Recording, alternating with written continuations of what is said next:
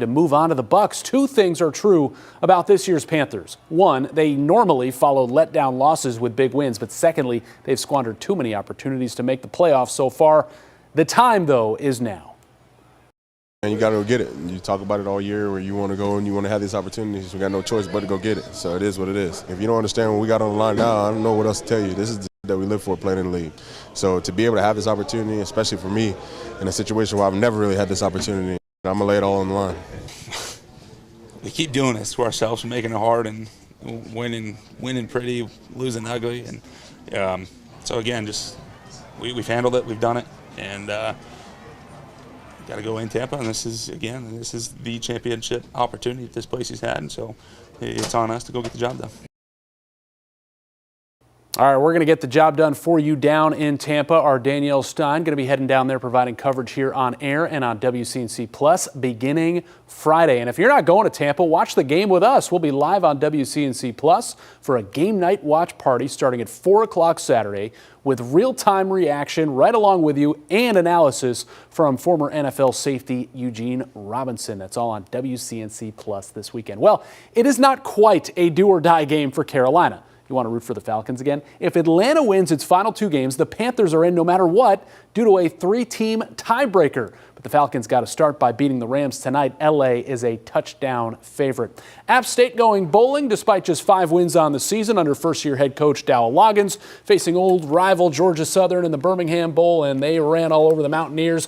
242 yards. App loses 29-10. Finally tonight, Con Knipple can now officially call himself a Charlotte Hornet. The rookie phenom folding up his ankle the other night in a win at Orlando. That's a Hornets rite of passage. He's out tonight against Milwaukee, but Coach Charles Lee just told the media that he's making good progress and his return maybe Wednesday against the Warriors. Not wrong about that. Everybody gets Something's going on an with ankle. ankles, Yeah, right? man, something. All right. 6:30 Weather Impact. Don't forget,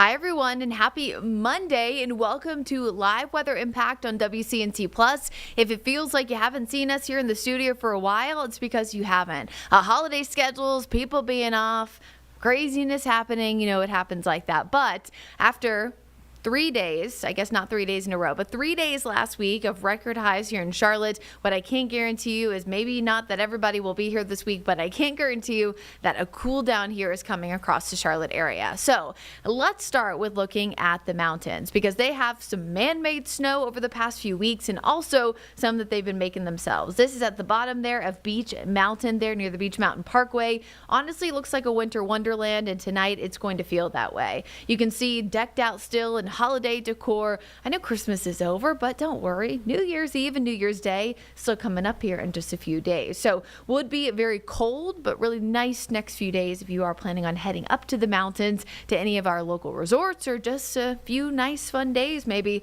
Blowing Rock and Banner Elk. There you go as you swing off again toward Beech Mountain resort there. You can see that they're making their snow, making some, using all of that moisture and cold that they're getting there from Mother Nature right now. So what's going on out there right now? Well, no matter if you're in the mountains, you're here in the Charlotte area, it is breezy, it is windy, and it's already starting to turn colder. Big Arctic blast is moving in really right now, but mainly going to feel it on Tuesday. And then, of course, Wednesday, we will eventually start to trend a little bit closer to average for this time of year.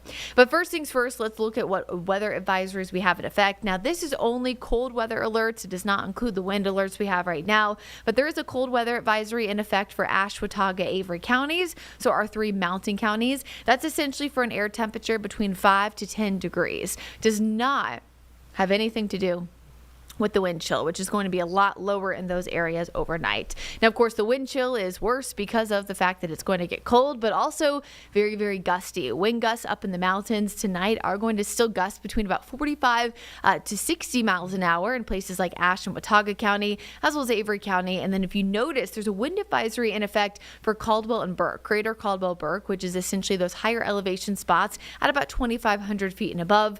Those areas are going to see wind gusts around 50 or so miles an hour. So regardless of how high it's going to be, you know that the wind is going to cause it to feel much colder. And just a good reminder as to what the wind chill is, because as much as I love you guys, without fail, every single time there's a big wind chill factor, we will get a message. It doesn't matter if it's a phone call, an email, a Facebook message, an Instagram DM, whatever it is, asking us to use the actual air temperature and not the feels like. I want to remind people that this is a scientific calculation based off of what our bodies feel when wind moves across our body. So right now, it's pretty warm in here. It was warm in the studio, which is why I'm wearing a cutoff shirt. But let's say my arm's exposed, I'm going outside. As the wind moves across my body, similar to when we get goosebumps, heat is released from my body because of that brief little brush of the wind. Okay, it's more aggressive. The stronger the winds are, the less the wind is, the little less aggressive it is.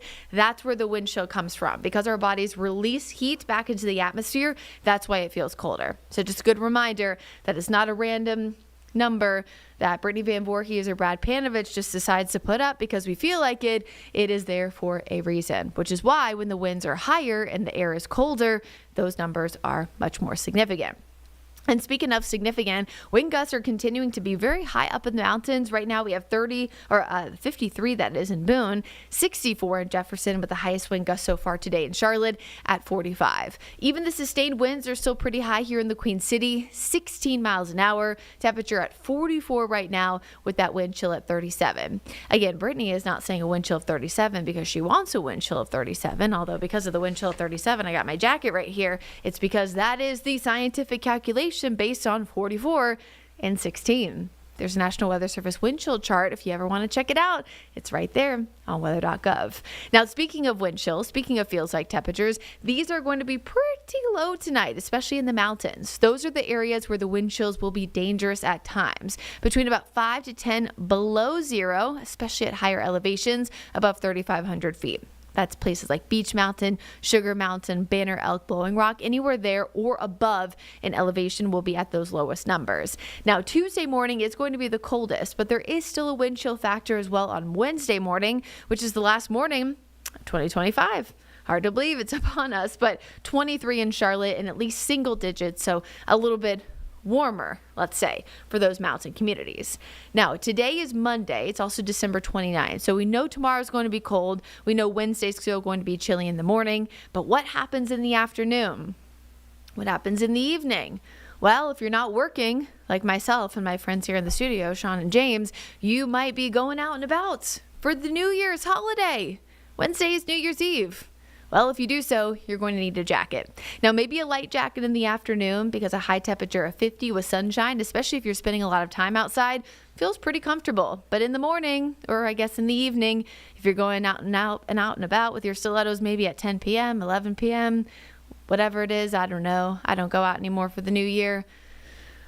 Still going to be chilly, y'all. 30s, 40s, so make sure you are putting any cute outfits you have on, maybe some tights underneath, maybe a cute little jacket above.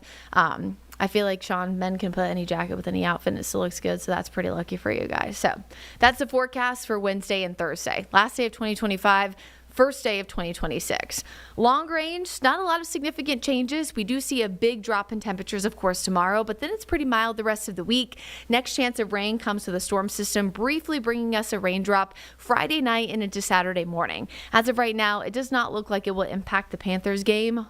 Or I guess that's technically in Tampa, so I guess actually that's not true. It doesn't necessarily not matter. I was thinking about this. It will not impact a lot of people who might be watching the game here in Charlotte is what I meant to say, but down in Tampa, because that cold front actually expands all the way up and down the southeast, there could be some showers. We'll be in the 50s here. They'll be in the 70s. So neither place has a chance, though, of seeing snow for that game. Of course, again, 4:30 on Saturday.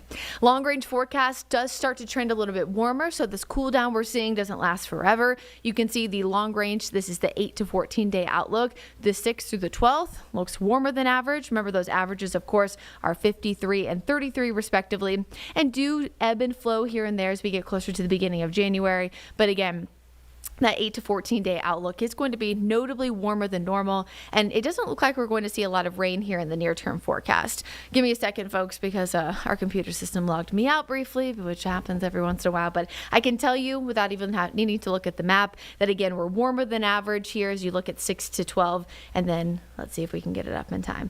Bada bing, bada boom. There you go. Drier than average for the 6th to the 12th when it comes to 8 to 14-day precipitation. And just a reminder, I know we're going into a new year, but of course we're still dealing with drought conditions left over from 2025. So here's your brief hourly forecast for tomorrow. Again, it's the coldest morning and coldest afternoon we'll see this week. We're starting in the 20s. Feels like temperatures closer to 20. 40s in the afternoon, but it probably doesn't feel any warmer than, let's say, 39 for the peak throughout the entirety of the day. So here's a long range forecast. Again, tomorrow, coldest start to the morning, coldest afternoon. We will start to trend a little bit more mild Wednesday and Thursday morning. Again, notice it's not the temperature we're talking about Tuesday and Wednesday comparatively, it's the feels like. So even though technically Wednesday morning could be a little bit colder, the wind chill won't be as aggressive. 52 in the afternoon on December 31st, a rinse repeat forecast for the first day of the new year. And then again, there's that brief chance of rain coming in on Saturday, but doesn't look to impact your afternoon's forecast at all. And again, long range, we just showed you warmer and a little bit drier, but of course, we're going to talk more about this coming up with the one, the only Tim Buckley from WFMY. We'll be right back after this break.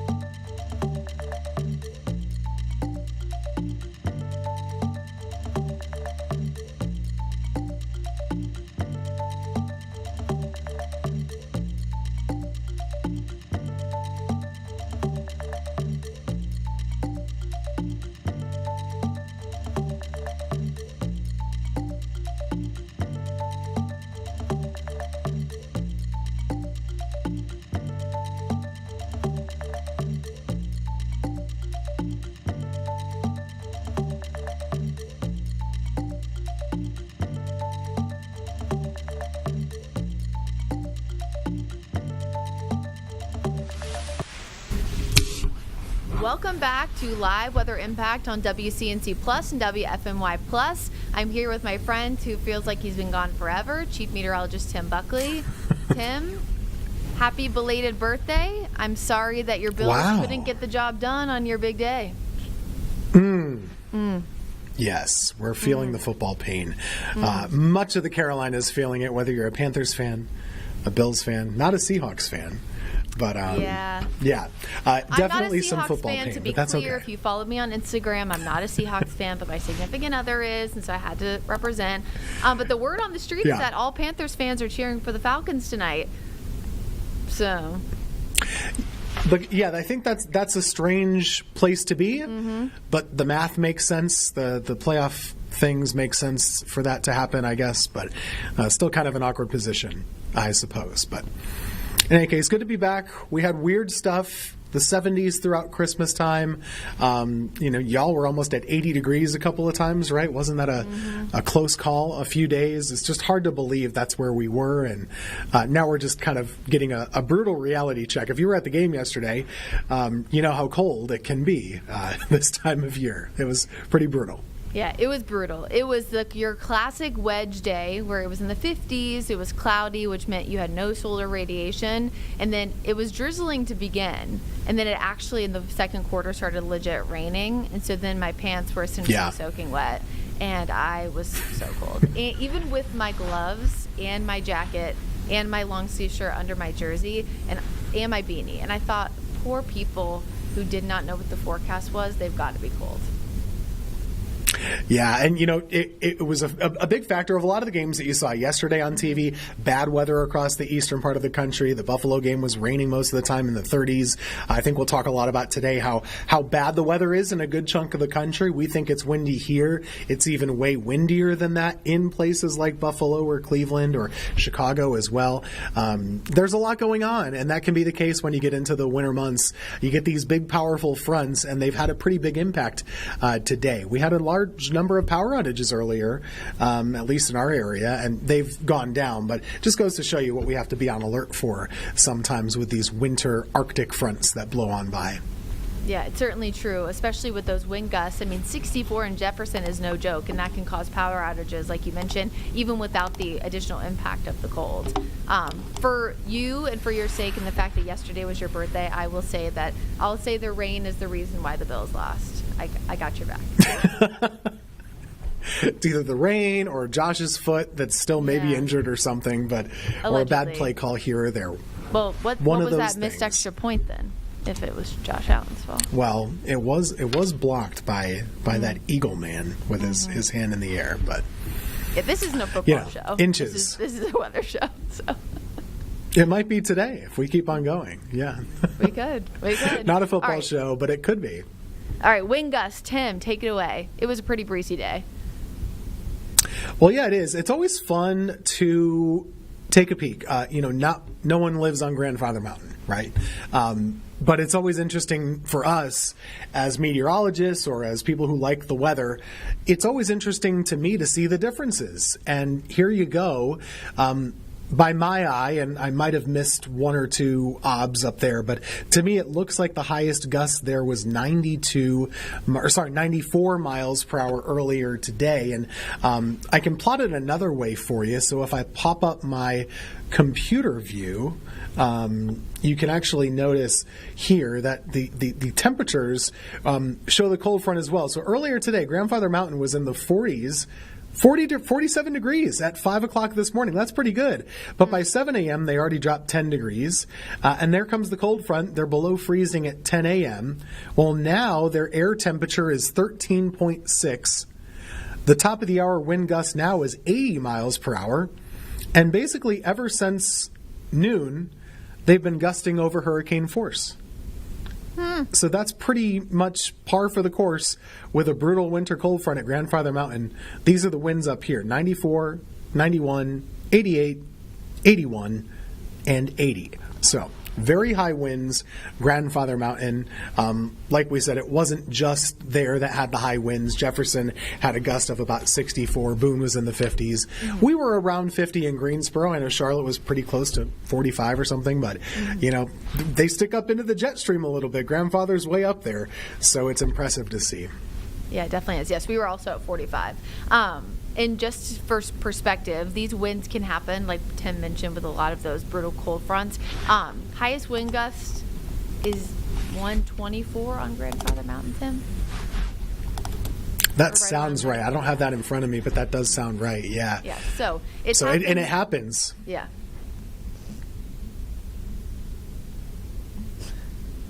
I thought I heard a noise. It's happened before. Sorry. It'll happen again.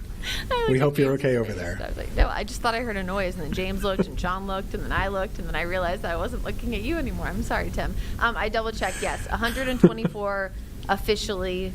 That was set back in February of 2019. There's also some unofficial reports from January 2006, allegedly, that it was 200, but the anemometer broke. So similar to what happened. And that can happen too. Yeah, when they make landfall, and then you see all the data go out. So, all right, let's stop talking about what's happening locally. Let's talk about what's happening in other parts of the country. Do we want to take our national story, Tim, and then we can talk a little bit more about the other weather in other parts of the country? Yeah, I think that's a good segue just to see what everyone else is dealing with this crazy winter weather. Cool beans. Let's take it away. A vast, wide-ranging storm is bringing blizzard conditions, strong winds, an ice storm, severe thunderstorms, and extreme temperature drops to millions across the U.S. With more than 100 million people expecting to hit the road for the end-of-year trips, the storm is adding to an already challenging travel period. We're trying to beat it. I don't want to be driving through that. Drive slower. Pay attention when there's a bridge coming, so slow down because those may get icy. Trust it's all going to be good, and if it's not, you pull over. Long stretches of Interstate 35 from Iowa to the Minnesota border have been closed or deemed unsafe. Dozens of crashes were reported in Iowa Sunday, including a 14-vehicle crash on I-35, according to Iowa State Patrol. Think about what you would like to have with you if you were going to unexpectedly spend the night in the car. As of late Monday morning, more than 330,000 customers are without power, most in Michigan, according to PowerOutage.us. Meanwhile, in the middle of a busy air travel season, flights are being impacted by the weather. Thousands were delayed or canceled Sunday, including disruptions at Chicago's O'Hare International Airport, where thunderstorms prompted a temporary ground stop. The storm's cold front also sparked a line of severe thunderstorms Sunday, bringing damaging winds and a few tornadoes reported in parts of Illinois. In New York, I'm Lee Waldman. One thing, Tim, I also thought was interesting, I filled in on traffic last week, and so I was looking at some of the statistics from AAA, and people were trying to compare, like, oh, well, I traveled during Thanksgiving, so I'm not expecting it to be as bad, but they were anticipating that Christmas and New Year's travel would be about 41 million more people than traveled over Thanksgiving, so just be mindful of that. I hate the cliche of pack your patience, but remember the airport workers, the gas station employees, when you're stopping to get gas, whoever it is, they are doing their best to try to help you. I promise they're not trying to ruin your ability to get home. Yeah. It's always, if you have a delay, you're almost always right in front of the person that is not the cause of your problem. It's usually the weather or something like that. Important to keep in mind. But, oof. Yeah, I was in an airport yesterday. It was really busy. Certainly a lot of people going around. And they've had a lot of issues, There was a snowstorm in the Northeast a couple of days ago. That one finished up, and now they have a new one, of course. And good information from the story, but really crazy to just you can look at the radar today and just see all this lake effect snow blowing off of there. But there's also wind gusts. I mean, we're talking about like 80-mile-per-hour winds. This is not like a 50-mile-per-hour wind gust. That can happen a little more regularly in these places, but these are brutal wind conditions. So take a look at this, Brittany. So we're looking at some of like the lake effect snow bands, and anyone who's lived in these areas, you kind of know what this is about. They can actually connect sometimes. So you have some of this coming in off of Lake Huron, and you can see kind of a little bit of connection going to Ontario or Buffalo. But if we zoom in more, we can show you some of the storm reports, right? And so this was from the actual Buffalo airport earlier today, around 11 o'clock this morning. The ASOS station clocked an 80-mile-per-hour wind, 79 miles per hour, in Cheektowaga, New York, which is a fun place to say.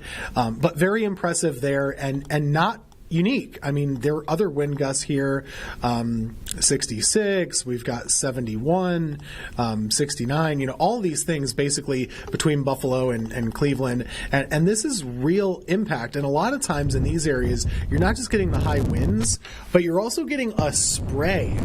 We're seeing some video now of some of the wind damage in Buffalo from our station up there. But you also, if you're along the lakeshore, you get a brutal spray of water because these waves are really big right now.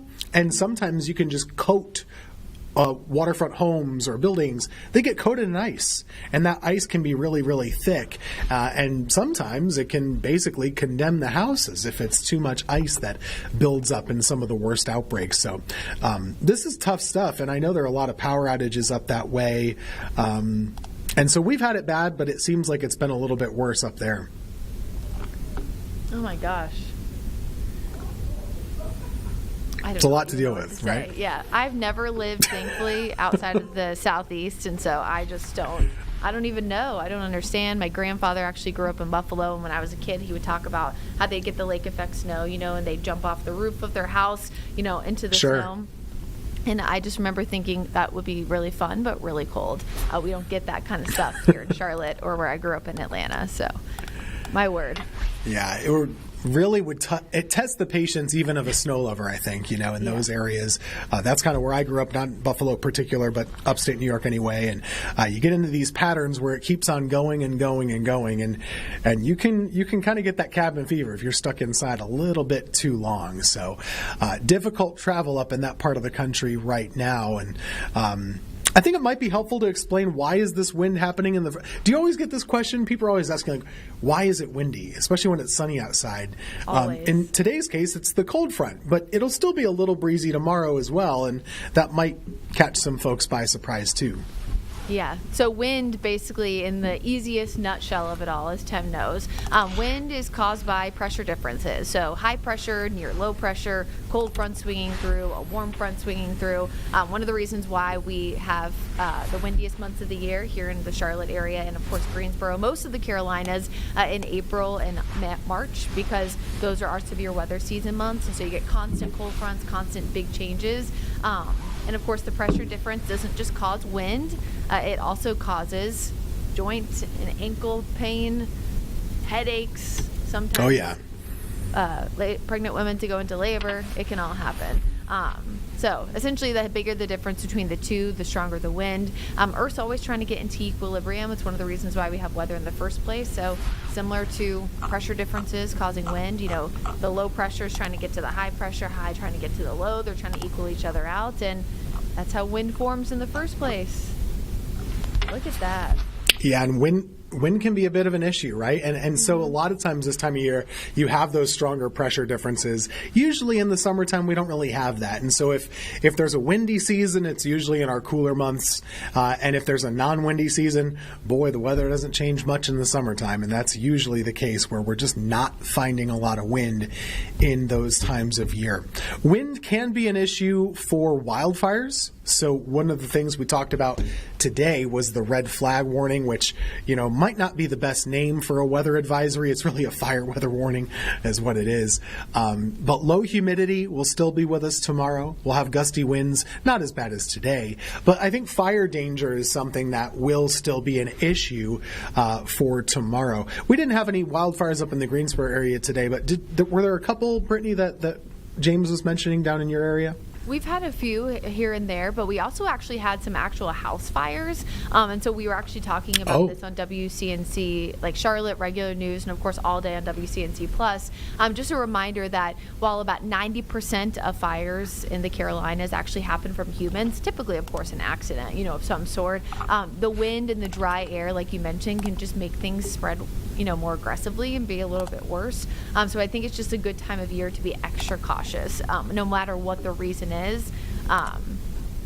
It could be a candle, that was left on, or even just You see people driving down the road and like flicking a cigarette out of your car, pulling over to the side of the road. Sure. And the grass is dry and what is it, the carburetor, the combustion, I don't know anything about cars, don't listen to me. Whatever it is that starts the car can catch the grass on fire. Right. I don't want any mechanics to get upset. I know nothing about cars, but I just know that they can cause wildfires. Hopefully the all it mechanic takes that is a does spark. my car isn't listening, but yes, all it takes is a spark. And so it's very unfortunate, of course, but yes, there's a lot of we had a lot of fire issues today. So again, not just wildfires, but also some house fires as well. So we just got to be mindful of that. I just think it's something to remember, especially this time of year, because as we know, Tim, especially if we have this big La Nina that stays on track heading into the winter months, it doesn't look like we're going to get a ton of rain that will help with the current drought situation. And La Nina can oftentimes lead to more big storm systems, which means more wind. Yeah, we're basically finishing up December here. It's been another overly dry month, basically just continuing our drought. We've had a few blips here or there, but we still need a lot of rain. Everything's pretty dry outside. This is the time of year people are trying to keep themselves warm. They're heating their homes. They're heating themselves. It's going to be a cold tomorrow, and it'll be dry and it'll be breezy. So the whole reason you might get that buzz on your phone that says red flag warning, it basically means if you start a fire right there, well, boy, it could turn into a big one. So you just don't want to be a part of that. You want to be on the safer side. So encouraging no burning and just sort of common sense stuff, like don't be flicking the cigarette butts like we talked about. All of those things, something to keep in mind for tomorrow. It's not the most exciting thing to talk about, fire danger, but it is something that can be a bit of a problem and, probably an issue over the next couple of months unless we start to see any sort of big wet weather pattern sliding in, which as of right now, doesn't seem to be the case. Colder, but not wetter necessarily. Yeah, it definitely doesn't. It looks like tomorrow, like you have the graphic pulled up here, does still have an elevated fire weather outlook for at least tomorrow from the Triad and all the way down to Charlotte and Raleigh. It does look like the winds will get a little bit better by the afternoon, but just a good thing to be weather alert about, weather aware about as you go throughout Tuesday. And we're getting closer, of course, to the New Year's holiday, so a lot of people will be out and about, planning events, things like that. So they got to keep a close eye on the forecast. Cold and dry. Cold and dry. At least it'll be a little bit warmer by Wednesday and Thursday. A little bit. Tim Buckley, doable. Great to have you back. Great to see you. Again, happy belated birthday. Fingers crossed. Likewise. That Thanks. Bills will still be able to make you have a great weekend this upcoming weekend since, whatever. We're not going to bring it up again. This isn't a football show. Not a football show. Everybody, have a great rest of your Monday. We'll be back same time, same place tomorrow and all throughout the week. For now, Tim, have a great rest of your nights and happy Monday. See you later. Bye, guys.